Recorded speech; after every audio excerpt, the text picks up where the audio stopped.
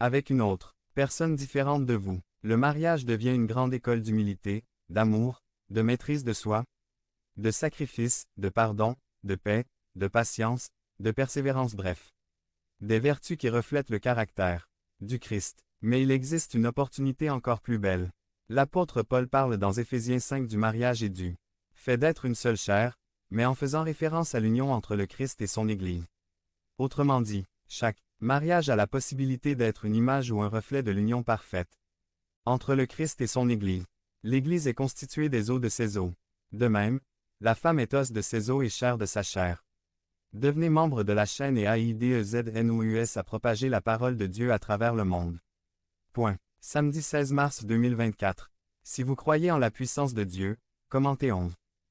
Du mari, une union spirituelle que Dieu voit avec plaisir et bénédiction. Pour tout cela, bien plus que votre bonheur est en jeu dans l'unité de votre mariage. La réputation du Christ et de son Église est en jeu dans l'unité de votre mariage. La gloire de Dieu est en jeu. Vous avez cette grande opportunité, en tant que personne mariée, de refléter la gloire de Dieu. Frères mariés, développez du contentement pour cet état béni dans lequel Dieu vous permet désormais de vivre pour sa gloire. Si vous êtes marié, vous devriez être reconnaissant envers Dieu pour son appel dans votre vie. Si vous êtes célibataire, vous devriez être reconnaissant envers Dieu pour son appel dans votre vie. Soyez prudent avec votre cœur, de peur que vous ne soyez tenté de vouloir modifier imprudemment l'état dans lequel vous vous trouvez parce que vous avez développé l'ingratitude, l'incrédulité et le manque de contentement. C'est pourquoi apprends à dire de tout ton cœur, marié ou célibataire, je vivrai content de ta vocation. Marié ou célibataire, je profiterai de toutes les opportunités que m'offre mon état pour glorifier Dieu. Marié ou célibataire, j'affronterai avec foi et par la grâce de Dieu tous les défis que mon état implique. Marié ou célibataire, je vais ignorer les mensonges que raconte la culture populaire sur mon statut pour prêter attention exclusivement à ce que dit la parole de Dieu.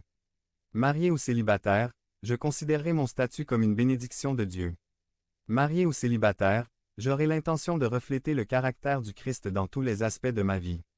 Marié ou célibataire, je vivrai contente de votre appel à la gloire de Dieu. Devenez membre de la chaîne et aidez-nous à propager la parole de Dieu dans le monde entier. Samedi 16 mars 2024.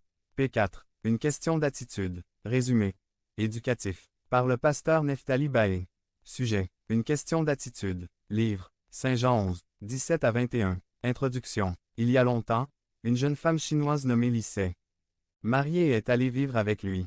Mariée, belle-mère. Au bout de quelques jours, il ne la comprenait pas. Leur personnalité était très différente et Li